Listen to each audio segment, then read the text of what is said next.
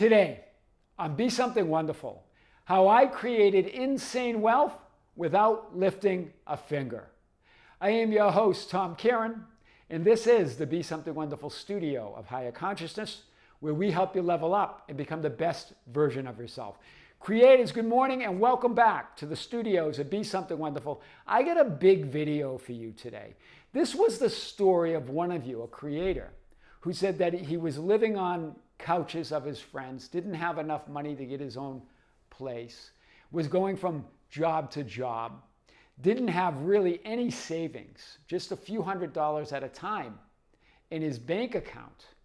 And he said, no matter how much I visualized, how much I imagined myself wealthy, I was hurting and constantly being reminded that it's a struggle.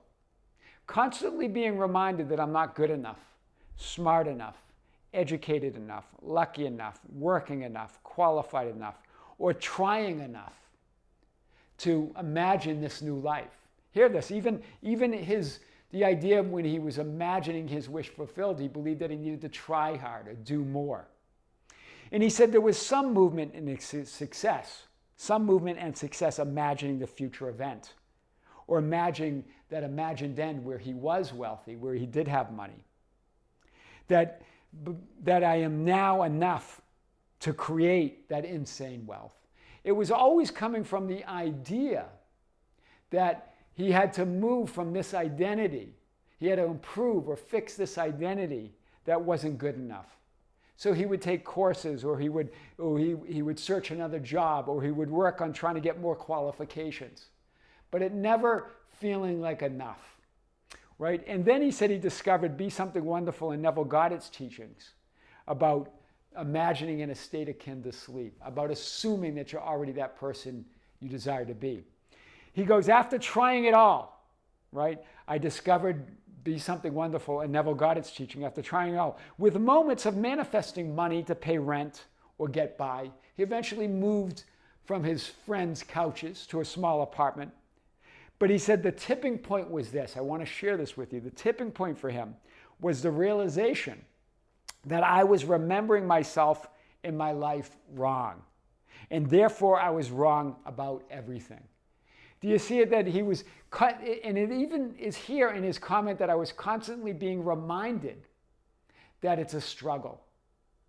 He was trying to improve that current reality, trying to improve that current identity, versus moving to the identity that's already wealthy, to the reality where he already made it, to the identity that it wasn't about education or being lucky or working or being qualified enough. It's about identifying as that person and being that person that for whom and through whom that reality is already real. This is powerful. So that's why he felt this idea that there was some movement, some improvements in his situation, some improvements in his identity or reality. But always the idea that it's not good enough, I'm not good enough, that it's still a struggle.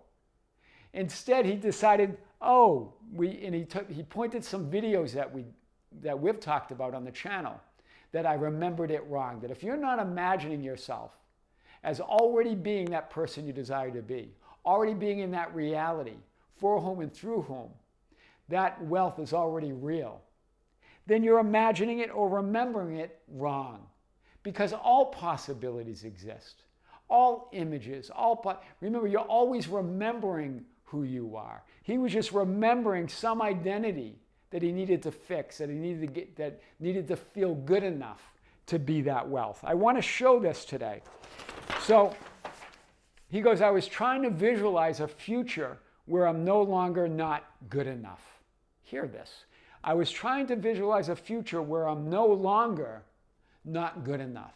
In other words, I was trying to visualize a future where I went from not good enough to being good enough, to improving that identity.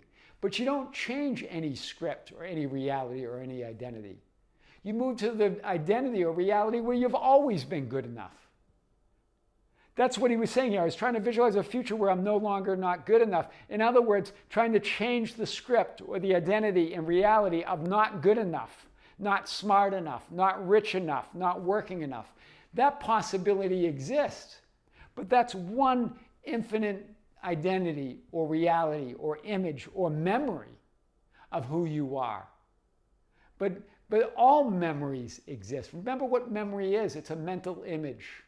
So you're always remembering or imagining yourself in some identity or some reality. They all exist, all possibilities.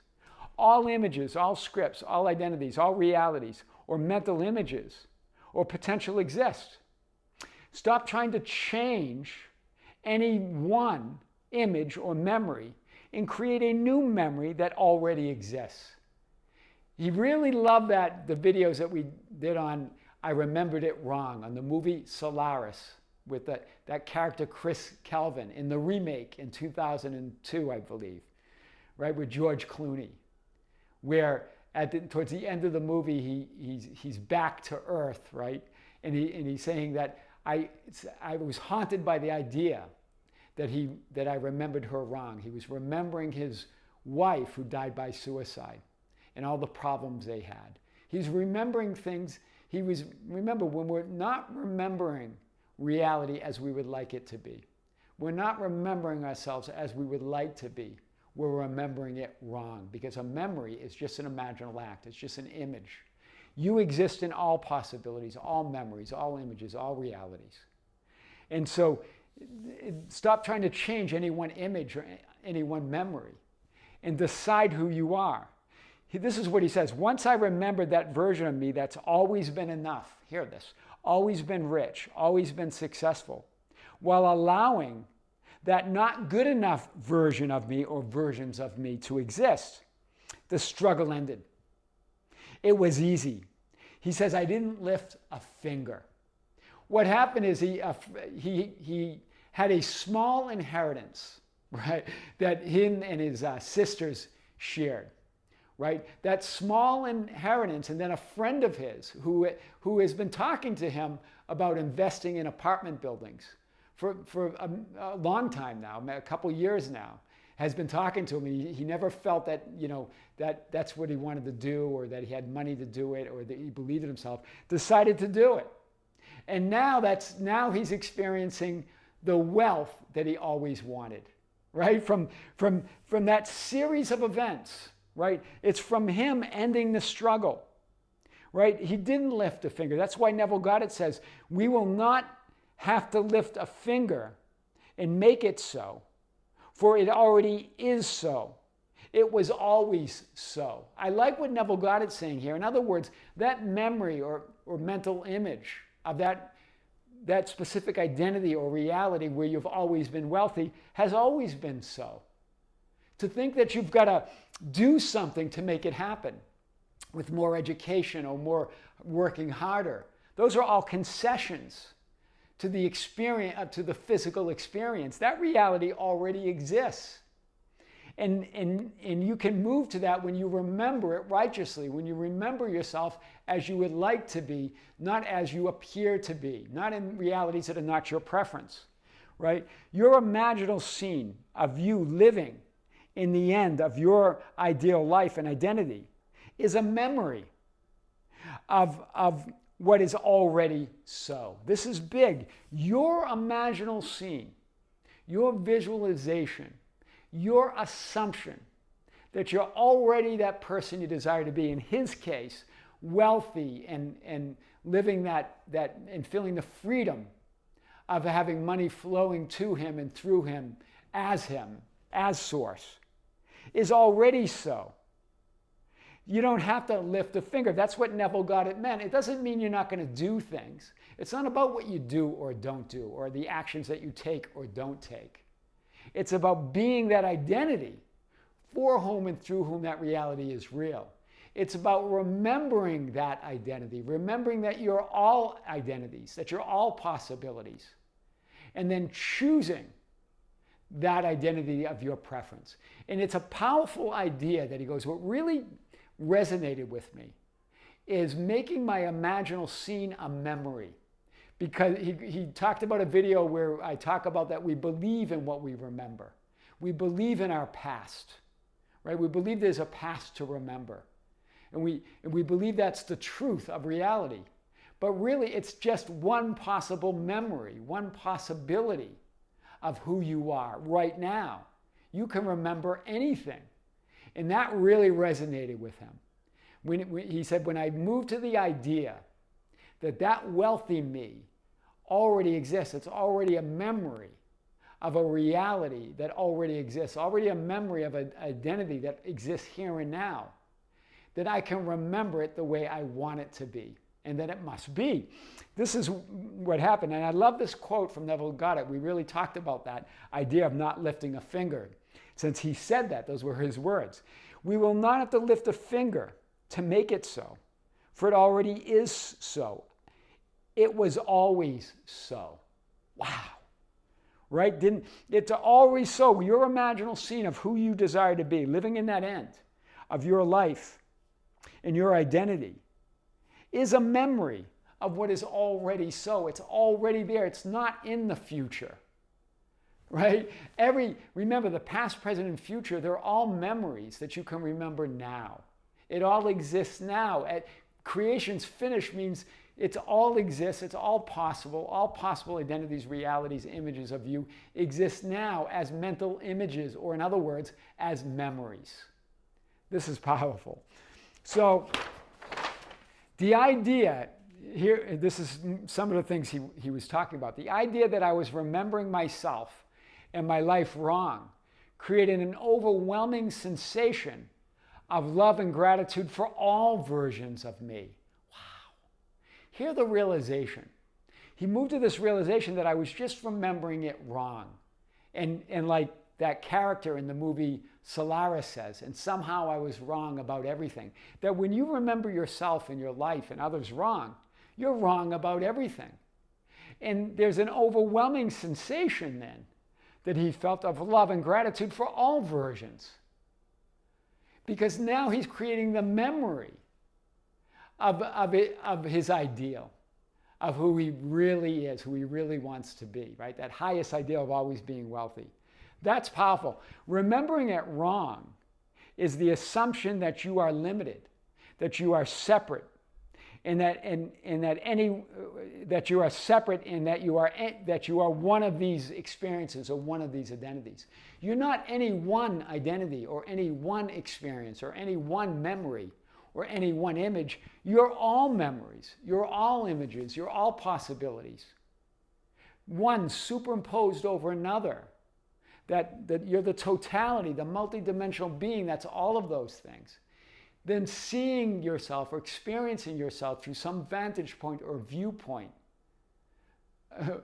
or perspective in a physical, horizontal, linear experience that we call 3D reality, a projection or reflection. But it's the totality of who you are, as opposed to that's who you are, and I must improve that or fix it or do something about that. You are all that is, the totality of all possible images, versions, or realities. Remembering how you would like yourself in life to be as that multidimensional spirit. That's powerful. Every image, every experience, every identity, every reality is the expression of the absolute fulfillment of who you already are. Remember, you're absolutely fulfilled. You're the superimposed version of all of those memories, all of those mental images, all of those identities. So every image or experience is an expression of that absolute fulfillment that you are, that multidimensional being that you are. The memory creates the conviction of wish fulfilled. Likewise, imagining creates the memory of wish fulfilled. Do you see? When you're imagining yourself as you would like to be, you're creating that memory. And what we remember, we believe, right? We're aware of.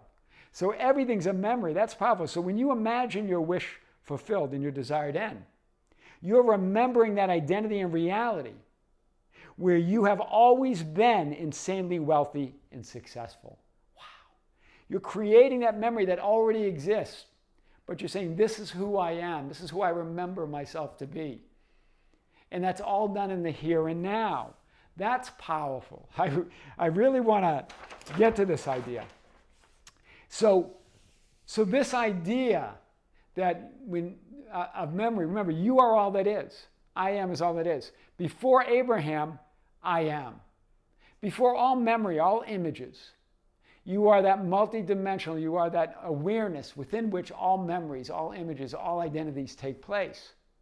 And then you have all possibilities, all identities, all images. You're that multidimensional being, right? Superimposed version of all possible identities. You at the center of it. That all that isness, all identities. You have that experience of being all that identities, that multidimensional being, right? The Son of God, the Son of Man, of all possible realities. Your imaginal scene is a memory now. As you imagine yourself as you would like to be, you create that memory that already exists, that identity that's already within you. You're remembering yourself and the world as you would like it to be, not as it appears to be. Therefore, you create that horizontal or linear experience in time and space, so you can know yourself as that multidimensional all that isness, all identities. And as you decide to create a new memory of wish fulfilled, as you feel the conviction and the gratitude and love of that memory of who you are, you create that horizontal linear experience. You change the past, present, and future. That horizontal past where you weren't wealthy, where you were living on couches, where you were struggling to make ends meet, where you never had enough money, that no longer belongs to who you are now. It's still part of all that you are, but it no longer belongs to this identity, right? This identity has a new horizontal linear past. It doesn't mean you exclude that part of you that was sleeping on couches, that was struggling. You've just become more aware of all that you are. Every time you imagine yourself in your ideal, every time you imagine your reality as you would like it to be, you become more aware of all that you are.